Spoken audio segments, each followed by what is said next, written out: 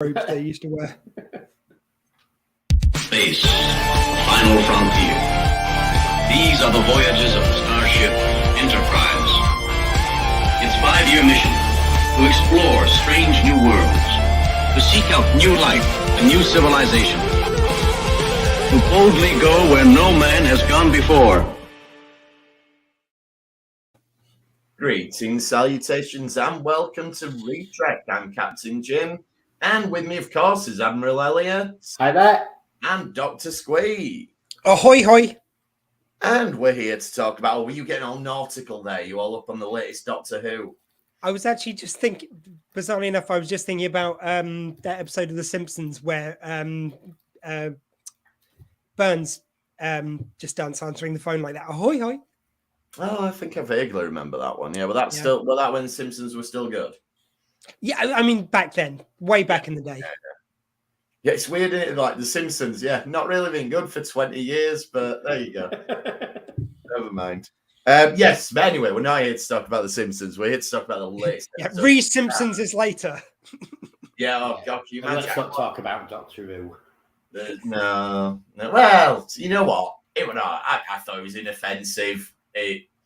It didn't make me angry. It didn't make me anything really. I was just it was a thing that happened for 2 hours. You are correct. That was a thing that happened for an hour. Sorry. That was an episode of Doctor Who that was inoffensive. Yeah. For all the build-up, I was expecting more. Yeah, when it's a special before a regeneration. Man, there were that silly one with David Tennant and the bus, weren't there? That's a great episode. There were not much to it.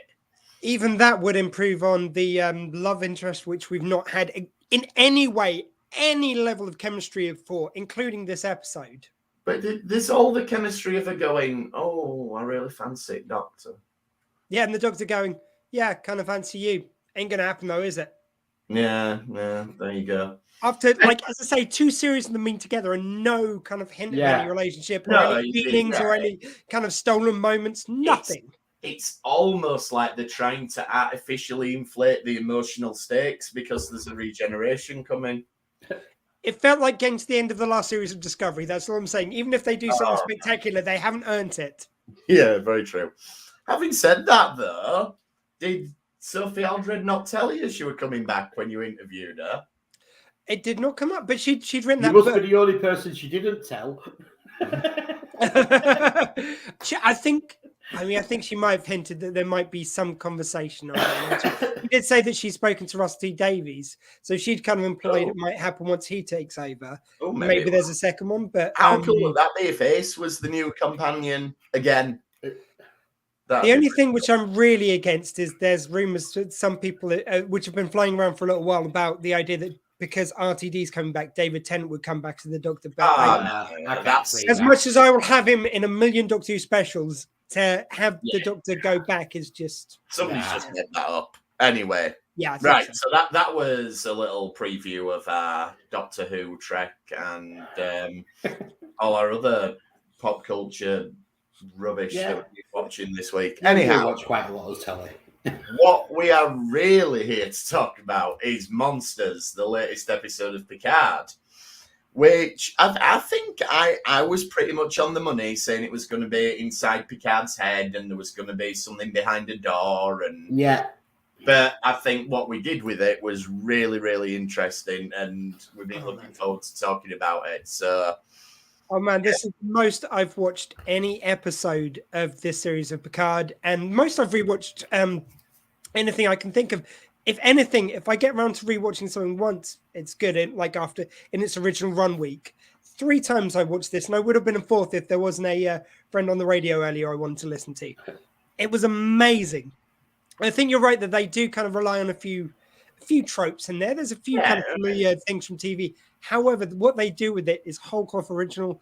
When I was first watching it, I knew I was going to really like it because at the beginning I was like, I don't know if I like this. And when it makes you that nervous, something new, you should feel like that. You should feel excited because they're doing something new, something that's never been done on Star Trek. I don't think in this really earnest way. No, you're right. Not in the emotional way we've done it. There's always been, certainly in TNG, when you did sort of surreal inside people. Well, I'm thinking the Data ones. Yeah, there was always a bit of detachment, and it was more sciencey. And we'd always have sort of constant cutbacks going, oh, his neuron levels are too high and we need to stabilize this. And yeah, but there was none of that. They just kind of let the drama play out to itself in this one, which, yeah. No, there was a bit of that. There was a little bit. No. But, I mean, the emotional heft of, like, I've said it a lot, but Patrick Stewart's performance in this whole series, but this episode mainly, is just astounding. The level of emotional kind of depth you get to that we've never seen on Star Trek. I don't think this has ever been this kind of real world gritty emotion. When he talked about, like, right at the beginning, when he's kind of laughing at his own identity and how, like, he's so obvious, and, you know, oh, it's only because he does this does the man become interesting. But he's kind of mocking himself, like. Yeah. And for Picard to get to that stage of being able to even talk like that, even in a dream world, as opposed to when he was sort of like Captain of the Enterprise and very reserved, it's just amazing. Yeah, the whole sort of setup, like the dynamic they had in those ready room scenes, it was almost, I feel like they were tapping into like Patrick Stewart's theatre roots there. It felt almost like a two-man play, like something Samuel Beckett or someone would write, where you've got. Yeah. In fact, didn't Beckett? I saw him in Johnson Over Jehovah, which is I can't remember the playwright. Bless you. But he's brilliant in that. He never leaves the stage. Yeah. For the whole play. Where what you don't realise when you're going in is he's already on stage. He's laid in the bed. Oh, right. At the start, and you come in, and he's been there for the whole time that you're coming in. Yeah. Just lays for, must be half an hour or so, 3/4 of an hour. You have to lay for everyone flat on the bed. From when the doors open, yeah. I mean, and the guy who played Baltzar in Battlestar Galactica, the therapist here, I don't know what we call him. James. But we'll say the therapist. James Ellis. I thought he was really great, and you could kind of see them being related as well, something about their faces and their kind of voices kind of match, so that was really cool. Very well chosen. A Cylon interviewing the synthetic being. Oh, and sorry, by the way, spoilers that they're related. On a sort of meta level. Baltar wasn't a Cylon, was he? He had no, he wasn't. He had a Cylon in his head. But he wasn't actually one of the unless I've watched Battlestar. He obviously was one of the Cylons because he walked off with no, at the end, and they went through time together. Yeah, but that was Head Baltar. That was spoilers for the finale of Battlestar Galactica. Thank you. that was the angel that she'd been seeing, just like he'd been seeing the Red One. Anyway. The Red Angel, don't go there. Oh, yes. James Callis, brilliant. And they do both seem to be giving it a lot of theatre in these early scenes.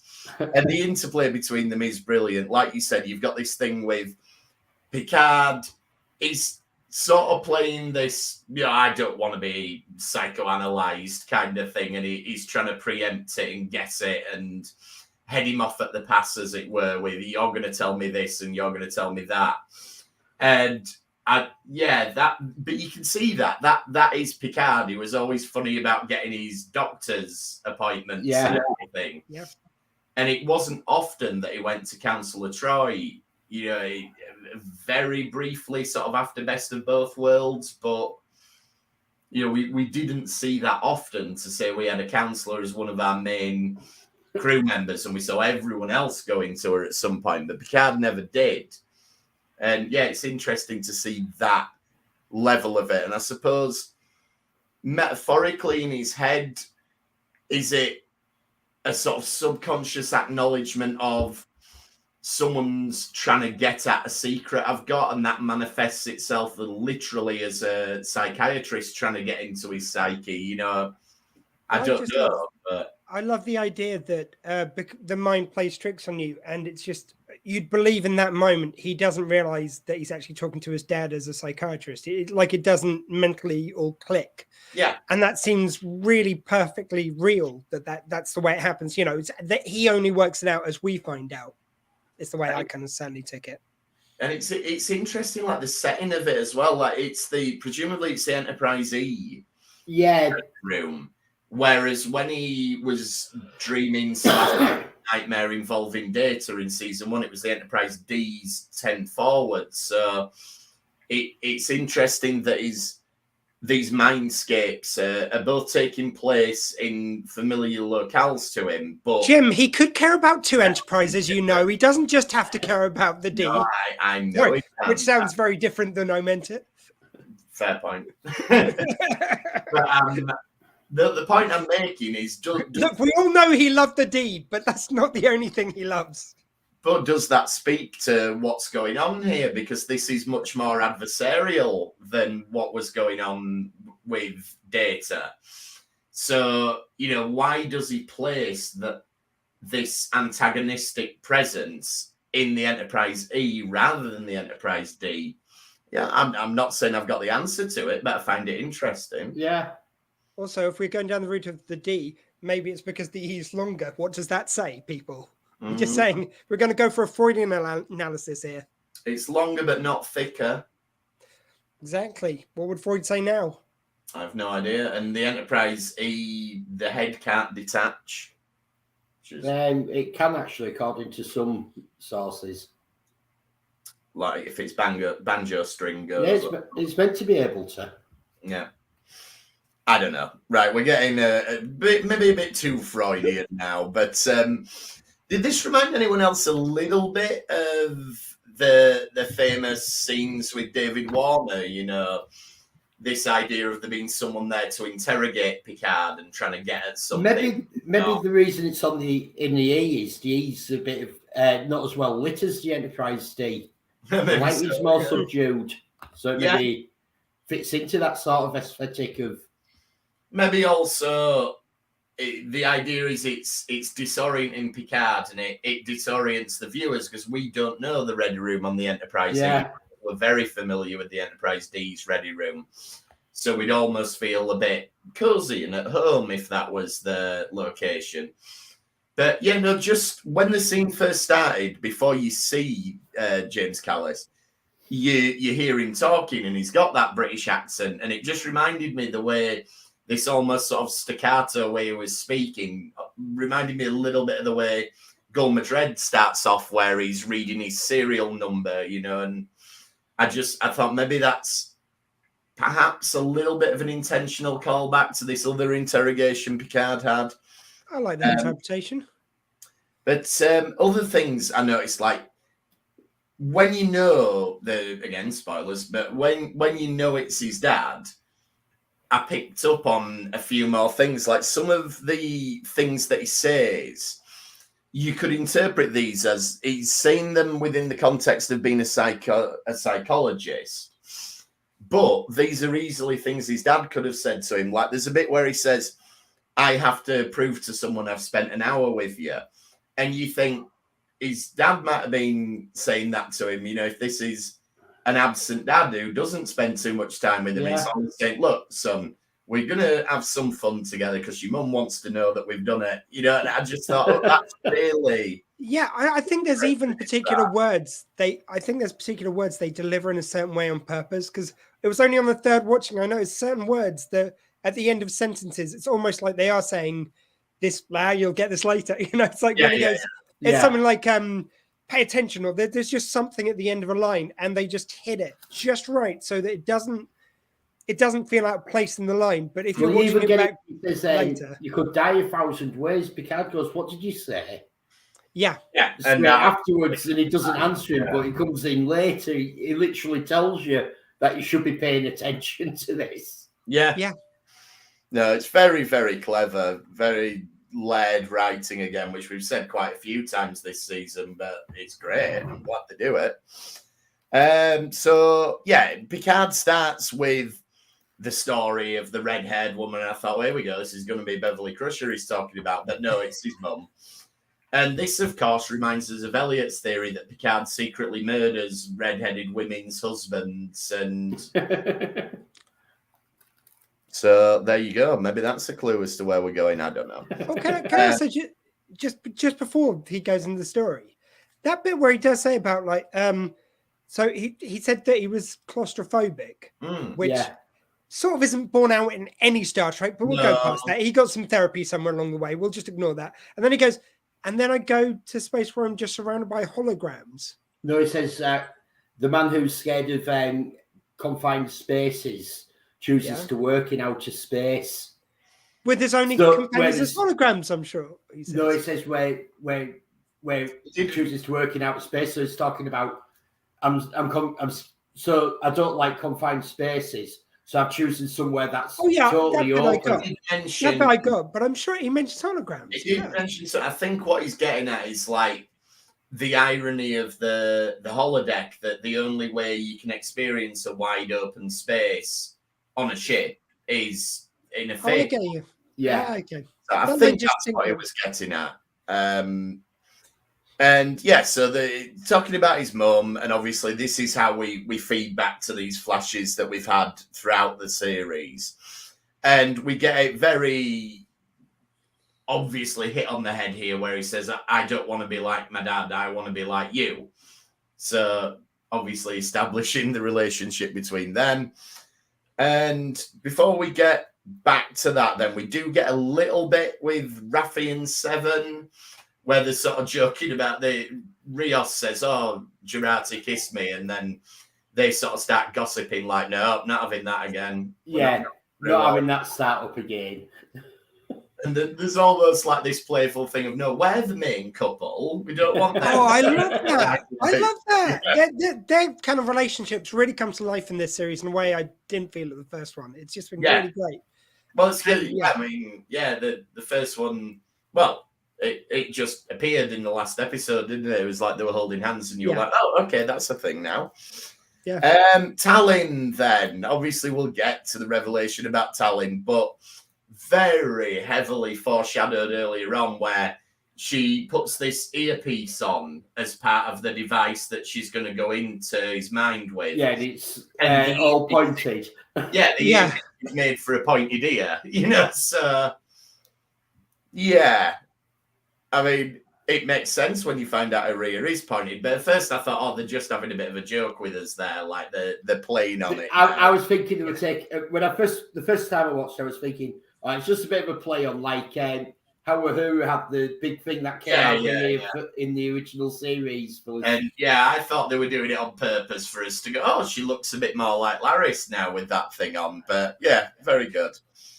And then, she goes into Picard's mind, and you do get these sound bites, and there's obviously the famous I am Locutus of Borg, and a couple of his other speeches. I think one of them's from The Hunted, and the other one was from Tapestry. So the last one you hear is when he says to Q, I'd rather die the man I was than live as whatever it is. Thank you. Couldn't put my finger on it. Yeah, so that one's that one I worked out myself. The Hunted, I had to read in an article to tell me which one that was from, so I missed that one. But so how do we feel about the whole dungeon thing with monsters in it? I loved it. I really thought. I think it's sort of that thing where it's an old French house. This is established. That's got wine cellars, and wine cellars do go on. They do, yeah. Well, we got told there were tunnels in it earlier, and I thought we were going for a bit of Rambo, but not looking. Yeah, so I have no problem that the house would have a lot of tunnels under it with the wine and all that. I meant more sort of in terms of like the sort of almost Hammer horror like aesthetic that were. I think that's sort of like a child's memory playing on it, scared of monsters. I have no problem with that.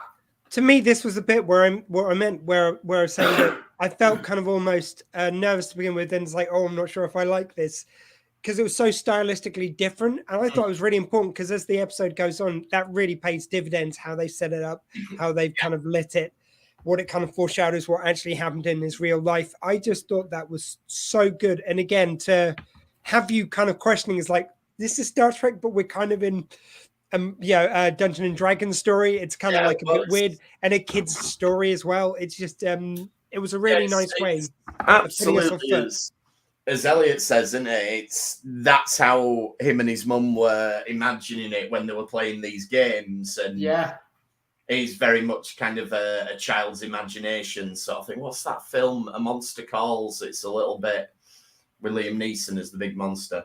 And Also, that one is all about parental issues as well. Can we also do a bit of a shout out to when Picard, when he's there and he's got the orb in his hand and he's going, it's like the woman was female. yeah. You're not very good at telling stories, are you? But the woman was, and I love that. They went straight from a joke straight into a really poignant moment. So 1-2. It was great. He should have done the story of Darmok and Gilad and Gilgamesh. And all I did think of that. I was going, now he can't tell a story. He couldn't get enough of telling stories about told that one really friends well. who were princes and one was in the mountains and where is my friend? Yeah, couldn't get enough of stories then, could he? I think it's more that he don't want to tell this story. I know. Thing we're getting at. I know.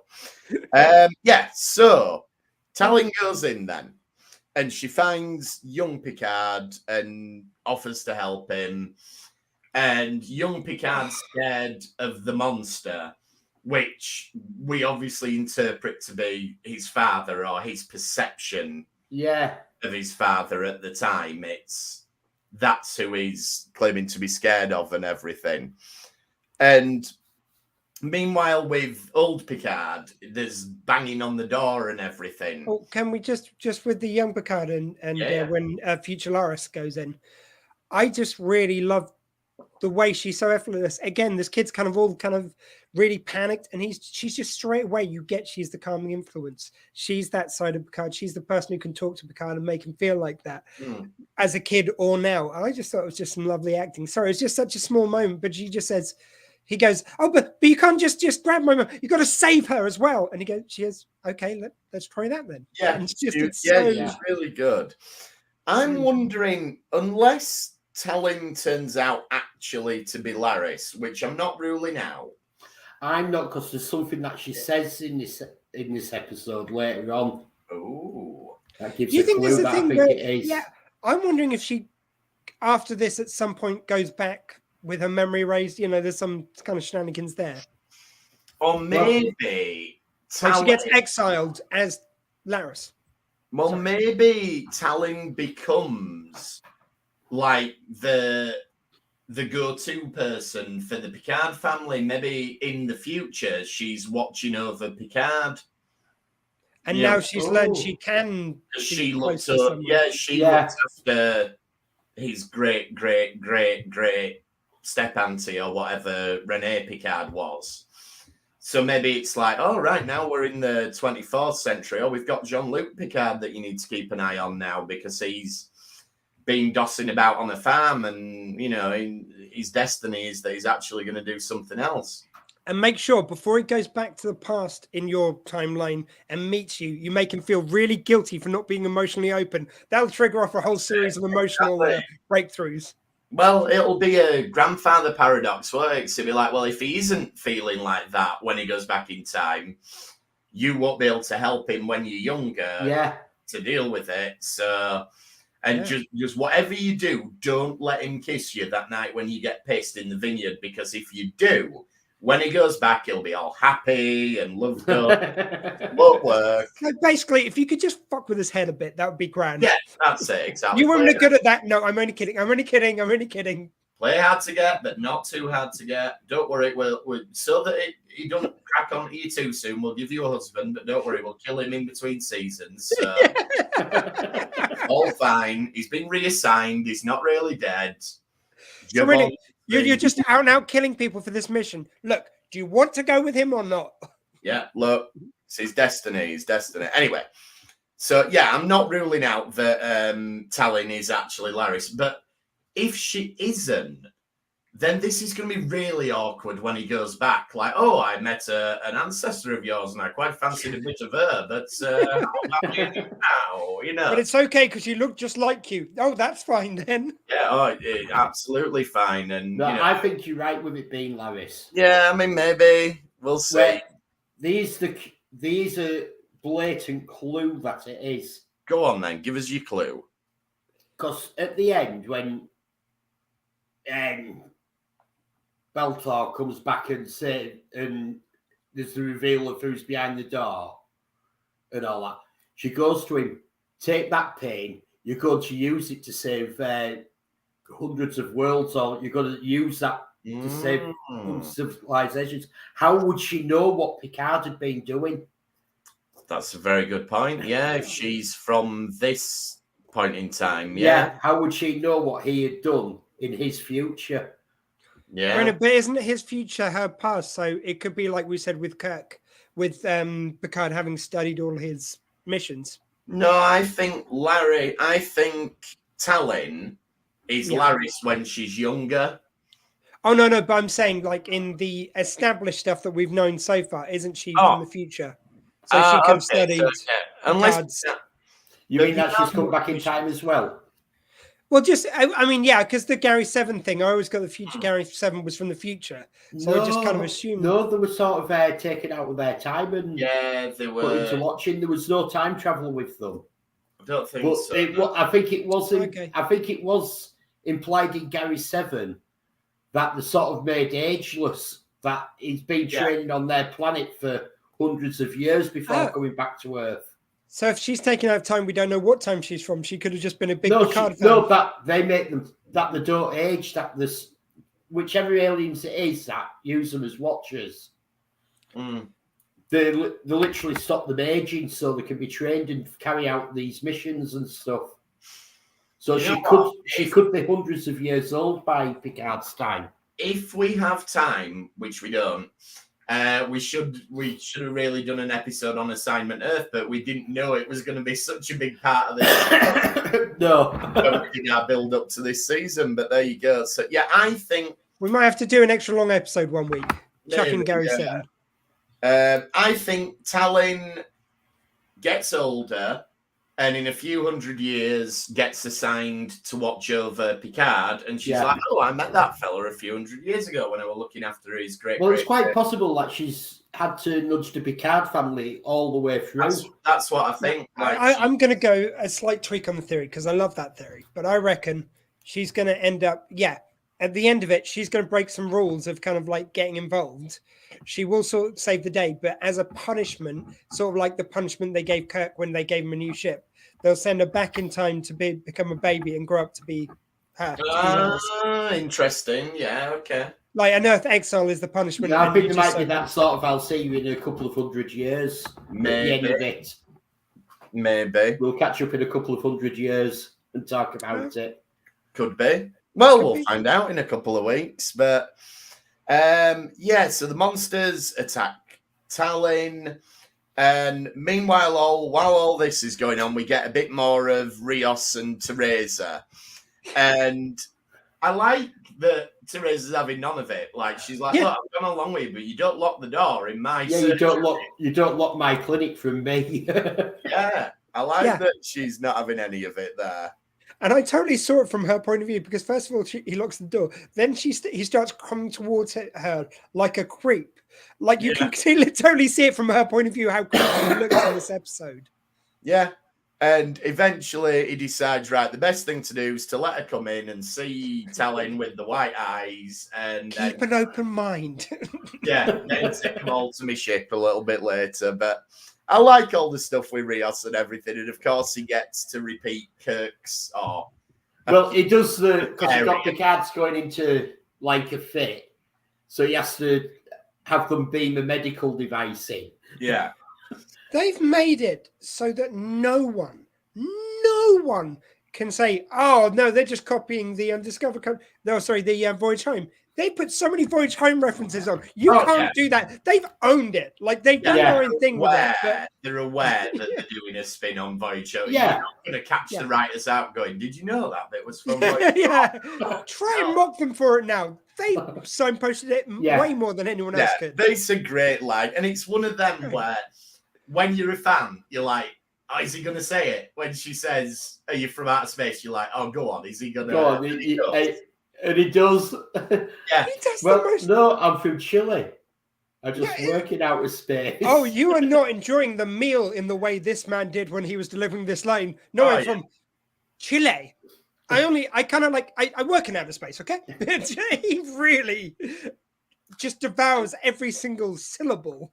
And the good thing about it is that he does say the line, like we sort of went through, like cinema went through that meta phase where we didn't want to acknowledge things. And so you end up with absolute rubbish, like in some of the Terminator sequels, where they don't say "I'll be back," but they say things like "I won't be back" or "She'll be back" or "I'm back." Yeah, it's like just say "I'll be back." Just say the line. Or in the Amazing Spider-Man, where they didn't want to have Uncle Ben say "with great power" again. So oh my god, that voicemail at the end! You just wanted to say that at the end. Yeah, like they had him say this really torturous thing where he's saying, I always have this mantra that if you have abilities, then you should do the right thing. And it's like, just say it. It doesn't matter. Yeah, and the fact that in No Way Home. So the fact they hadn't said it throughout the whole film, and then right at the end they've got that voicemail, and you go, "Oh, this was such a clever way of doing it. I'm glad they made us wait. Now deliver the line, Ben. Why are the credits rolling? What the? Yeah, but it's an extra slap in the face." They've kind of retconned it in No Way Home because spoilers for No Way Home.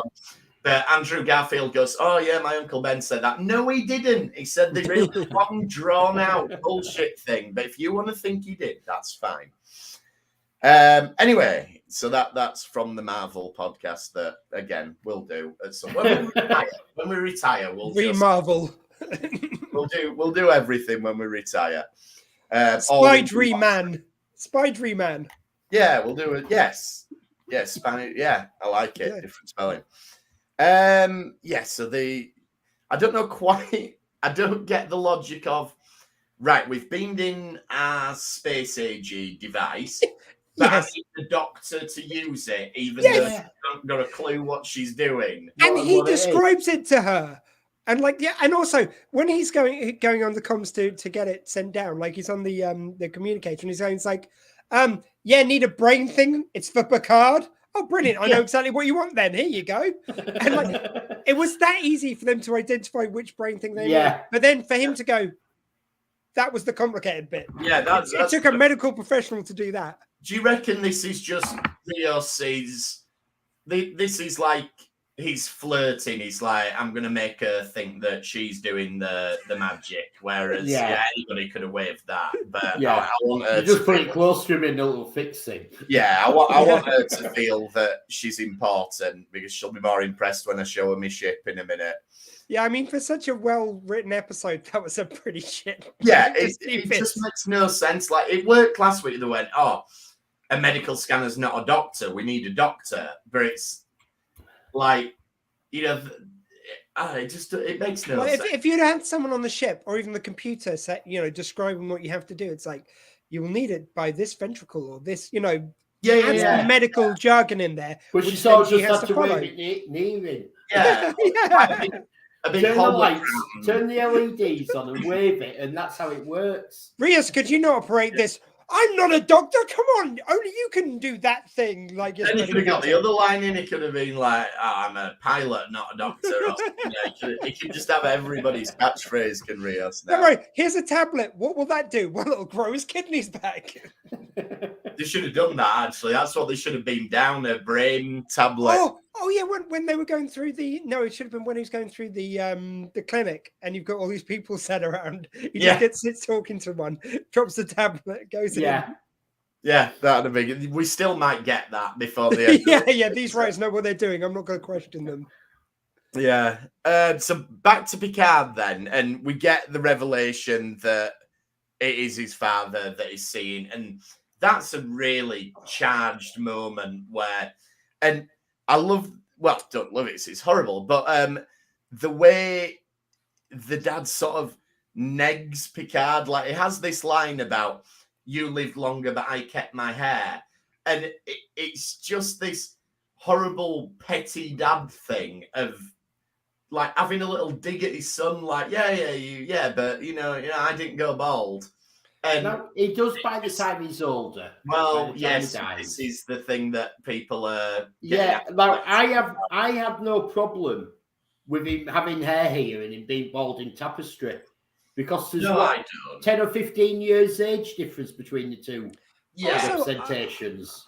I think for one reference in one episode, look, okay, we're all nerds. We all love our continuity. I'm not saying I'm above it. I'm just saying to get this episode, to get him playing that Picard's dad, if you've got to give the character hair.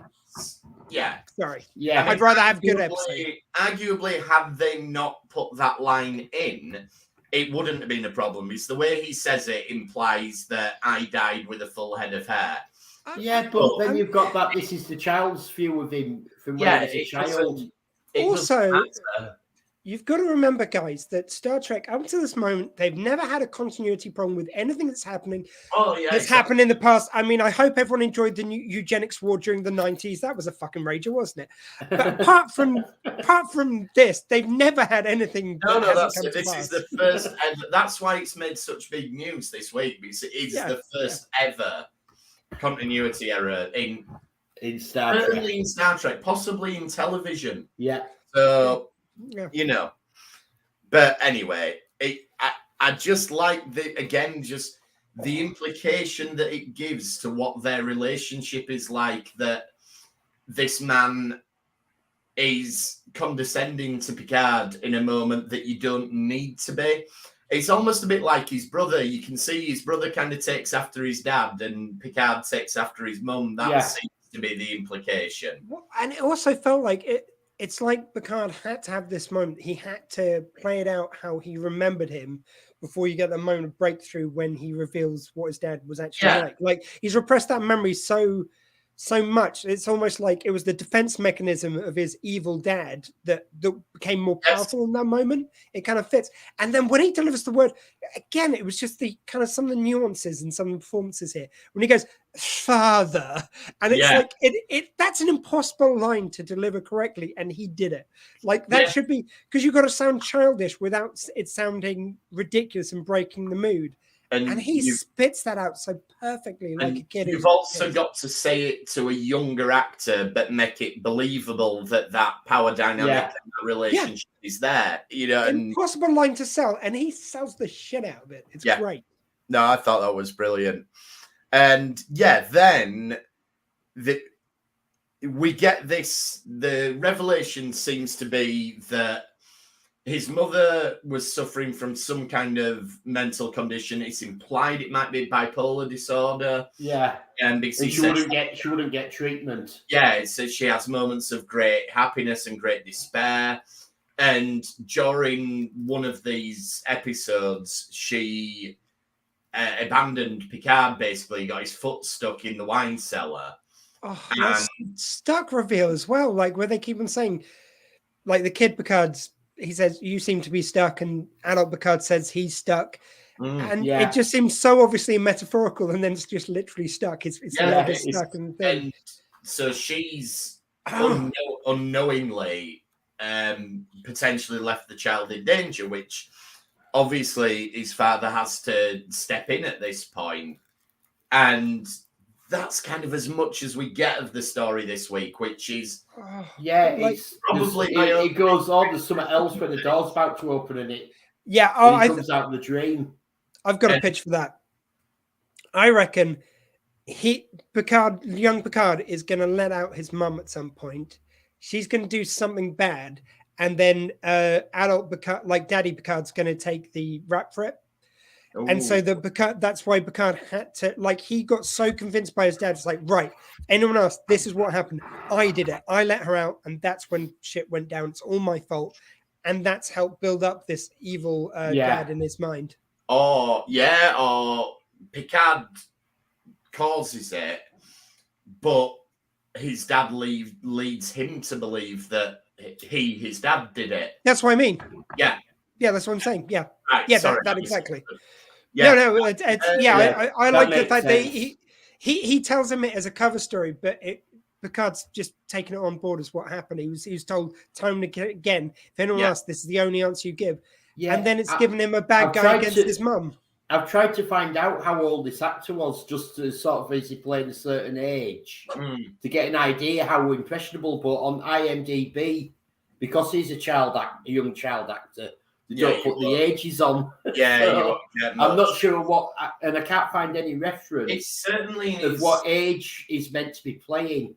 It's certainly in its formative years. It's 10? Meant to be a very young man. Yeah, I was thinking 10, around that age. Maybe younger by a year or so, but not a lot more. Yeah, around 10, I'd say. Yeah.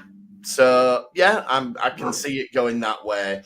As I say, my only sort of criticism here is that we do snap out of this really quickly, and I feel like we deserve conclusion to this thread this season. Like, I don't feel like this should be dragged out till next season, and I'll feel a little bit shortchanged if we don't revisit this within the couple of weeks. I think you're right. It has to be this series. This is they've done such a good job of such a complete story so far. If they don't nail the landing, they have to land the immediate story. You can go on to bigger events which are caused by whatever's happening with the Q continuum, which we speculated maybe they're a bit unstable at the moment. I think that's the way it's going. That would be a great lead into the next series, and that's when you get the next gen crew in. That would be wonderful. So you finish this past story, ready to line up that one, but not storylines like this. Yeah, we deserve an end. You need to tie up the little bits. And to be honest, the way the season is going, they don't seem to be missing a trick. No. And I'd be surprised if they didn't tie everything up. Everything is very structured with the whole season. You can see we've said this pretty much all the way through, but you can tell this has been well written. They know exactly where it's going. There's no sort of right. We're starting on point A. It's episode 1. We want to get to point Z, episode 10, and then we'll just in the middle, which is what happened in season 1. I think this happens episode 1. This happens episode 2. But the thing I'm really enjoying is, and I can already see it come together in my mind, and I can't wait till the series is finished to watch it as one whole piece, because I can already picture like that wonderful episode with Jurati singing and then going into this episode, and I can see how it's going to weave together so well that it's going to be such a satisfying long watch as well as the weekly kind of finding out things. It's going to be great. Speaking of singing though, we get Patrick Stewart's misses this episode. I saw the ad on Facebook for the album or the single bit. So there we go. But it's all just in service of Jurati's. She only gets a little bit of storyline this week, but I do want a soundtrack for that. I do want a soundtrack from this. Sorry, I just going to say I did want a soundtrack for this series. I'd buy the crap out of that. There you go. I'm sure. I'm even loving the opening theme now. It'll be available at all good record stores, I'm sure. So, is there such a thing anymore? Yeah, on not online. I mean, actual stores. Well, DJ Dr. Squee's going to be playing it. They do records now. They've got HMV's just opened up in. Records are back in now. Yeah. So that's pretty much all we'll get to the end bit in a minute. I'm just seeing if there are any other little bits we've not. When Picard comes round, so this is where we get Talon's admission that, I've seen inside your brain, so I'll show you my pointy ear, because that's balances. Well, did it for me anyway. Society, that's probably quite erotic. Yeah, but actually, you're probably right. How proud of secrets Romulans are. Like, I'll show you a little secret. It was such a weird thing. That was a weird moment because it was like, because if I shape them like this, they're like this for a week. It's what? 8 hours. 8 hours. 8 hours, whatever it is. But you know what I mean. I feel like that's so specific that's got to be a plot point somewhere. Ah, I like that. They're going to have to uncloak something that they need to hide, or there's got to be something. Well, if we do it now, we won't be able to hide it again for 8 hours. Or maybe they've got to stop the police finding La Serena for 8 hours. I don't know, something. But there's something iffy about it, the specificity of 8 hours. Anyway. Sorry, all right, fingers. La Serena. Aye. All right, good one. Yeah, Lost. I will try and think of name of band, but The two old pervs. Yeah. Yeah. So this is when we get Picard realizes we're going to take the fight to Q. And yeah, that was a bit badass of him, wasn't it? Yeah, it's like, right. Yeah, well, he put the pieces together, didn't he? He's sort of like, why has he come to me this late in my life? He needs something from it. Why is he being fixated about me for so long? I cannot wait for him to call Q on that and to actually get a bit of power over Q, and then for Q to completely floor him again with his emotional stuff. So they've both got to face their own shit. Oh, yeah. There's definitely a showdown coming, isn't there? Oh, it's going to be so satisfying. So the fact that you've kept them apart, I think, well, I don't know. Maybe there is a reason of kind of scheduling with John Delancey or just not wanting to pay him extra money. But there seems to be definitely Q light. And if it's in service of them having an ultimate showdown where they've been kept apart for so long, that could be really well nailed. I think that's the way we're going. I mean, it certainly feels like it. And I love the fact that Picard goes, Talon says, well, I can't do it. But then he's like, well, wait a minute, there's somebody else. I know somebody who can. Yeah, and I was like, finally, we're going to find out what the Guinan Q thing is. And we kind of do.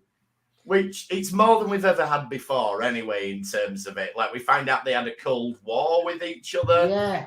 That they came to some sort of peace. And the Elorians can summon the Q. And this got a bit mumbo-jumbo-y. I just love the fact we got Return of the... Yeah. That's so great. But that's it. We've had these things, and you mean of the terrifying rabbit? Yeah. Look at the teeth. Is that a Q? But, no, it's fine. No, it's just a bloke. Every time we covered Q episodes with Guinan in, we were going on about this, saying, we've never got an answer to this. What is it? What is the relationship? Yeah.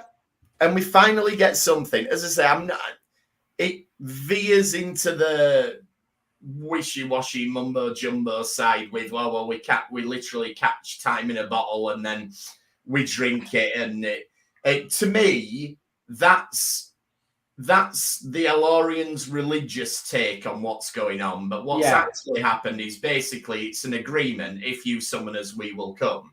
Well, it's a bit like in Voyager when the Doctor explains what a mind meld is. Yeah. And the Vulcans have it as mumbo-jumbo. Yeah, that's what I think. They don't put any scientific thing on the mind meld at all. No. At all.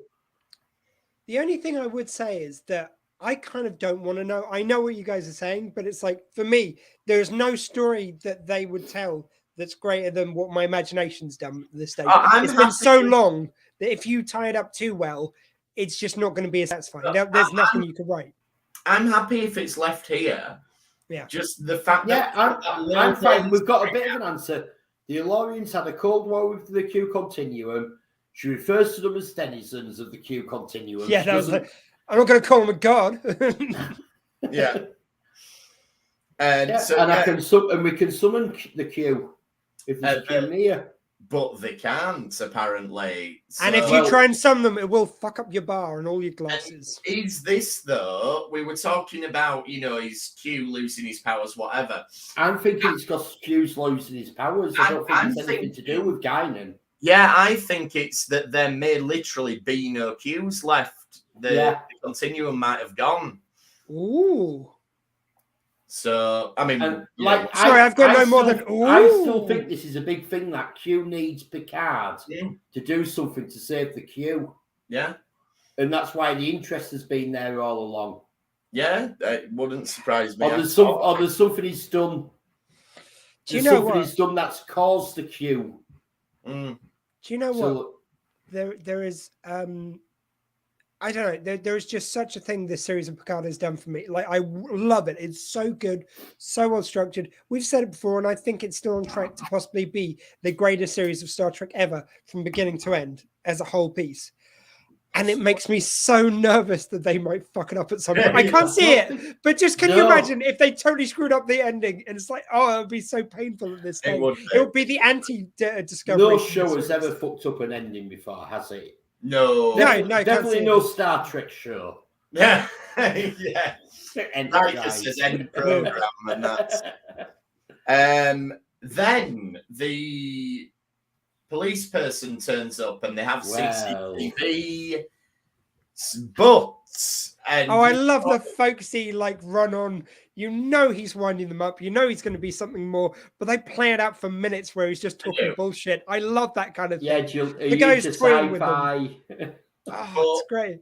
Yeah. So you're not the space types? No, we are not. Yeah, the look Picard gives him, no.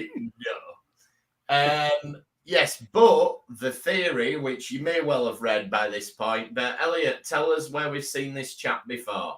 You mean this one behind me? Red herring? You mean the guy from Relativity? That's the one. From the 29th century. That's it. Yeah, so... in Relativity, where Captain Braxton's going back and Seven of Nine's catching him. He's the other officer on the ship who's sent Seven of Nine back. Oh, nice. Oh, if he's playing the same... Oh, they've got to be doing the same character. They can't... why would you bring the same actor back to play a different character? To fuck with us, because these guys are really good. Do that. But... it would be a pretty nice prank. I mean, I'm not going to lie. But people are saying, well, there's no way Picard can get out of this now because they've got all the footage and everything. But they haven't if this is actually a temporal agent who's intervening. Yeah.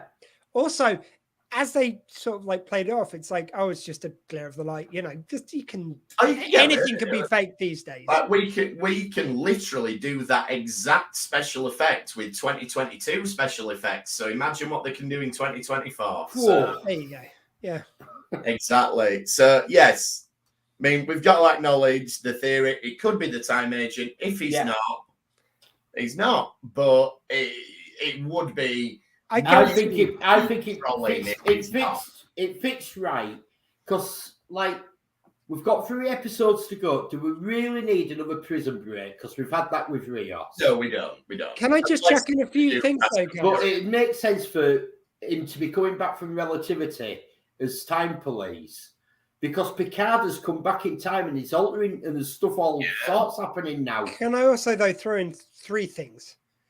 If this is a bluff, then it's not by accident. The writers know who they harm. They've done it on purpose. Trolling. And if they are doing that, then they'll go to something better. I actually just believe in this. If they are doing that, they're going somewhere down. But I'm saying, if they've done that, I bet they'll do something even better. I think they wouldn't screw with us without something even better planned. And thirdly, if you do have a prison break, though, there's another Star Trek 4 moment that you could have when they break out Chekhov. So there is that. I'm just saying that would be very fun. I could do with a Chekhov prison break of oh, Picard, what year is this? What rank are you? You know, they could pop with any of those lines. It would be great. Yeah, I think. Oh, then you could go West. I think it's a red herring that was thrown in at the end. Yeah, FBI. Yeah, I mean, I'm happy to go with it whichever way. I mean, I'm pretty sure we'll find out that element at least next week. But see, now we know that, though. I err towards that probably is where the way they're going. I think that these writers are too savvy to have, or this production crew, to have accidentally hired this guy. Yeah, to hire the same guy to play a different character. No, you might hire unless it's the ultimate red herring. You might hire someone to play this same character because for different reasons. We've got our 3rd Kirk coming up. And we had 2 Braxtons as well. You mentioned him before. Yeah, we did. But to hire this, I know that they've done it where with Jeffrey Combs, etc., has played lots of different ones. But there's no reason to hire someone like this to come in as this FBI agent. Oh, Jeffrey Combs has played so many characters. He's playing me right now. Yeah, he's pretty good. Though, talking about trolling with casting and stuff, we all remember what happened in WandaVision where Pietro turned up and it was the guy from the X-Men films and the internet exploded for a week, and then it turned out it was all just set up for a boner joke. So it was some lad called Boner, and that was that. Yeah, that was disappointing. But yeah, I don't think that was that's these writers. I think No, again, but if it is the ultimate red. We said that about the WandaVision writers. We were like, there's no way. In fact, I think there's me and you talking on a podcast about how we felt there's no way. Yeah. Oh, no, I will give you that. But I'm just saying, I think this is better written than WandaVision, more consistently written. Yes. And I love WandaVision. I still, even with the Yes, I know. jokes, I've I still loved it. But this is better. I think if it is a red herring, it's purposely done so they can mislead you on something else they put in there. Yeah, I would hope so, yeah. But I don't think it is. I think it's going to be that. We'll find out next week, hopefully, when we'll be back to talk about that one. In the meantime, you can tweet us at RetrekPod. You can email us, retrekpod@gmail.com. You can come and join us on Facebook. You can watch these videos to your heart's content on YouTube, as well as Retrek Model Studios, where Elliot's working on. What are you working on at the minute, Elliot? The X-Wing. I'm hoping to get a video out on Friday because I've got all I've got to do is add weathering powders onto the wings and awesome. And that's a big chunk of it finished. Dr. Squee, have we got a Dr. Squee show coming up? Yes, I took a couple of weeks off for various reasons. But yeah, this next one we're going to do, I'm going to have my friend John Davey, who plays a lot of the creatures. Yeah. He's a creature performer. He plays a lot of the monsters from Doctor Who, and he's been in Star Wars, loads of other stuff. And he's going to be talking about the latest episode of Doctor Who, which he was in, which, like, he was great. Like, the monster work was fantastic. I would say. Excellent, yeah. And I'll probably pull out. I was thinking of pairing it up with the David Mathiano interview, which I did a little while ago, which has never featured on the Dr. Squee show. Every Tuesday, sw20radio.co.uk, 6 p.m. to 8 p.m. And more exciting than all of that, though, Jim. What are we doing this weekend? What are we doing this weekend? Well, this weekend, as this goes out, we're off to see a friend of ours in, what's the circus called? It's a circus. I've forgotten the name of the circus, but we should give them a shout out, really, shouldn't we? Actually, give the name of the circus. So talk amongst yourselves while I access. So we're going to meet up, watch the circus. We usually meet up at the Sci-Fi Weekender, pretty much where this podcast was born, really, us meeting. So that's how this podcast came about. So our spiritual home is SW20, Sci-Fi Weekender, which we usually meet at every year, but because it's been cancelled due to COVID for the last 2 years, we thought we'd go and meet up in Nottingham and see a circus. And it's the James Richards Circus, if you want to check that out. It's not just doing Nottingham, they're doing loads and loads of places, but that's where we're going to be this week. Yeah, if you're in Nottingham this Saturday, though, do hit us up. Yeah, absolutely. Yeah, come and tell us. In fact, we'll be able to talk about the next episode then. We'll have already seen it. We've already seen the next episode. Oh, shall we just get a tape recorder out? Just pissed out. Oh, yeah, we'll do it. We've been thinking of doing actually a drunk episode. Yeah, we keep threatening to do the pub episode where we talk about Fairhaven, don't we? Yeah. But we'll, we could maybe do that this weekend. And do you realise Vicky coming? Vicky, I think so. Yeah, Vicky's been a member of Retrek. She has indeed. During lockdown.